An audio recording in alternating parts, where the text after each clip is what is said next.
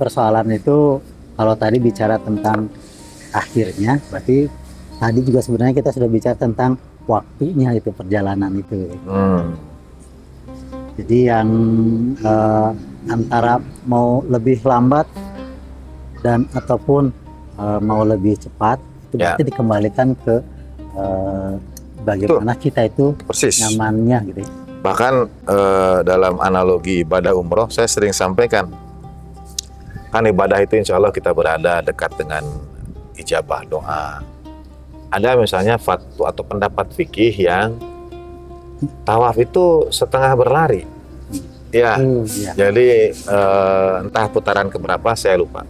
Kalau saya lupa itu besar kemungkinan berarti saya tidak ikut pendapat fikih ini karena tidak mengamalkannya.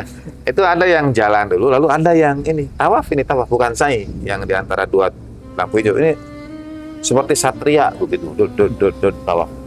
Nah sekarang agak kurang memungkinkan itu karena padat kayak gitu. Padat. Nah, terus saya sampaikan, kadang misalnya sa'i juga ada yang kan orang karena capek, karena itu ibadah fisik, maksud saya menuntut fisik dan memungkinkan capek dan lelah. Kadang ada yang pengen cepat selesai supaya larangan semuanya segera gugur, lalu mungkin mandi, istirahat, ya wajar, tergantung kondisi masing-masing. Tapi kalau memungkinkan dan tidak karena uzur atau kondisi, saya bilang ikut arus saja, nikmati saja langkah demi langkahnya, lambat atau cepatnya waktu tadi itu, tentang waktu. Kan kalau selama ihram kita berada dalam ijabah doa, kok mau ingin segera selesai, ini waktu ijabah doa itu ingin cepat-cepat selesai atau agak diperlama? Gimana Pak? Agak diperlama. Wah, nah mungkin yang memilih takjil itu misalnya menunda supaya dia sampai dapat waktu sholat isya masih dalam keadaan belum berbuka. Mungkin ini begitu, sehingga seluruh sholatnya yang 5 itu dilaksanakan dalam keadaan berpuasa. Masya Allah, ya. Luar biasa gitu. Luar biasa. Tapi ada yang mengatakan juga, kawan yang berpendapat, tapi kan sudah maghrib, jadi sebetulnya dia sudah tidak puasa. Secara waktu mungkin dia sudah tidak puasa, tapi dia belum membatalkan puasanya. Tapi waktunya ya sampai maghrib saja, cuma belum batal ya.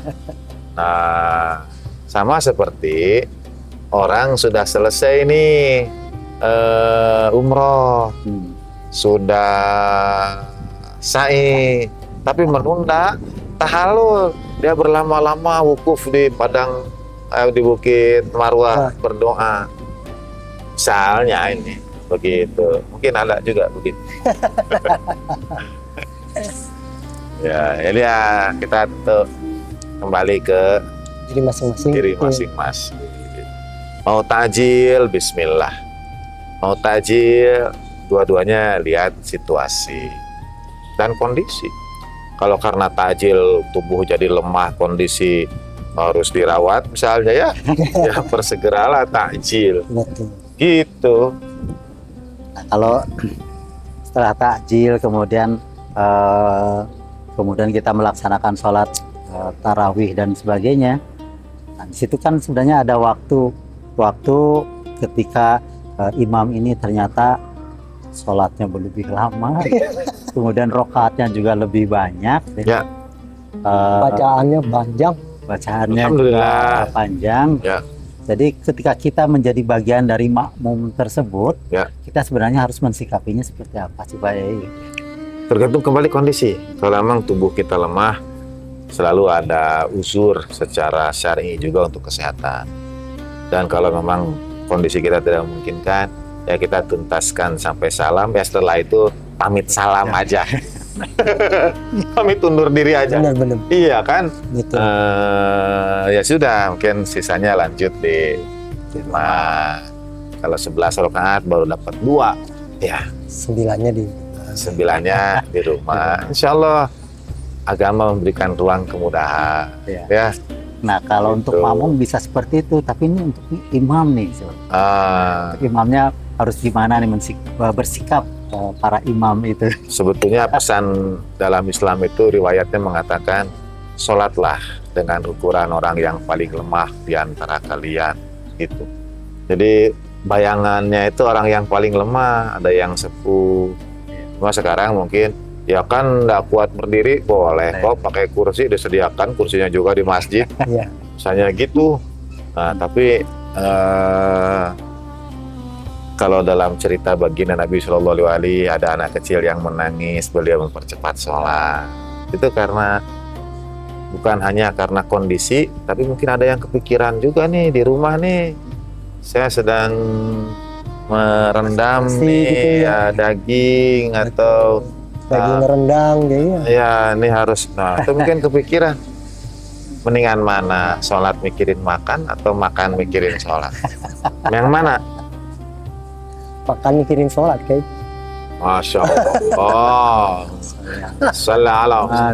Kalau kata anak-anak santri, awal wujud, summa sujud. Gitu. Yang pertama itu wujud, keberadaan. Yang kedua sujud. Gitu katanya.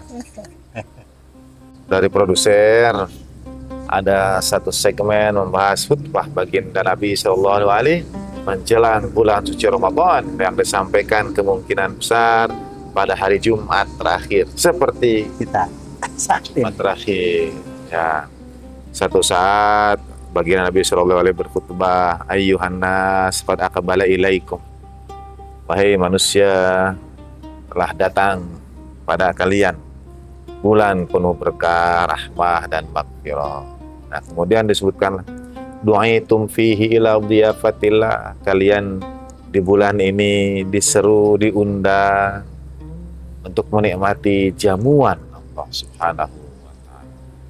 Kemudian baginda Nabi merinci jamuan itu apa saja. Misalnya anfasukum fihi tasbih, nafasmu yang dihitung menjadi tasbih, wa naumukum fihi ibadah, tidur kita jadi ibadah.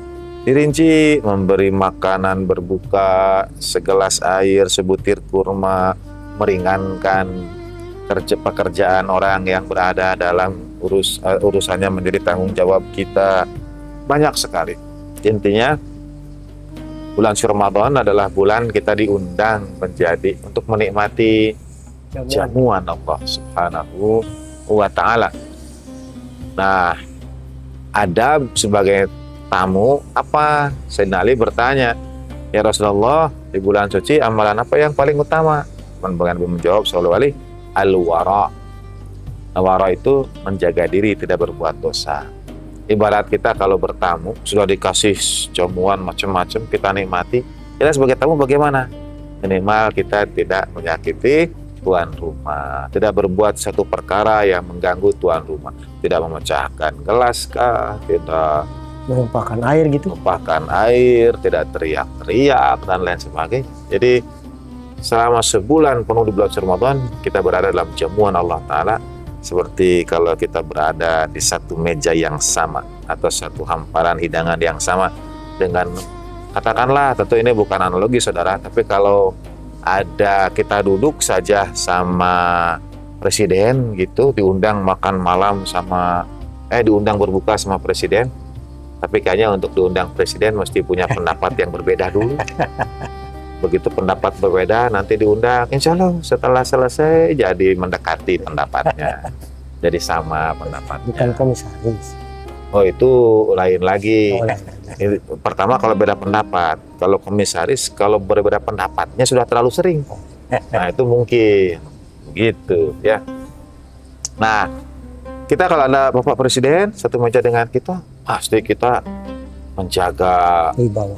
adab kita, bahkan mungkin mau makan juga itu sendok dijaga, jangan sampai kentrang-kentrang gitu ya, dijaga sekali ya. Mau minum juga hati-hati, lihat dulu kiri kanan. Mungkin ya, karena saya belum pernah makan sama presiden Indonesia. Indonesia. Kalau presiden yang lain kan udah pernah kayak. Oh ya, presiden direktur, presiden komisaris, presiden perusahaan, pernah lah. Pernah kan? Aman ya? Aman jadi.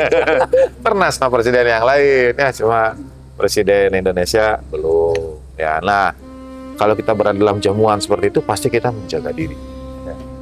Demikianlah yang diharapkan di bulan suci.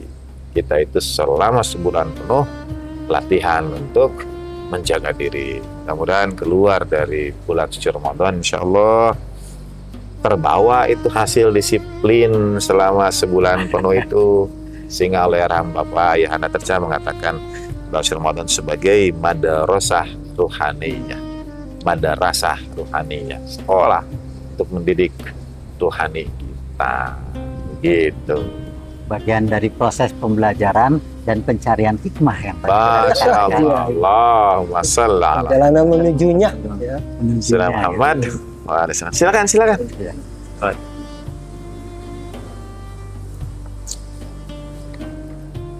Alhamdulillah.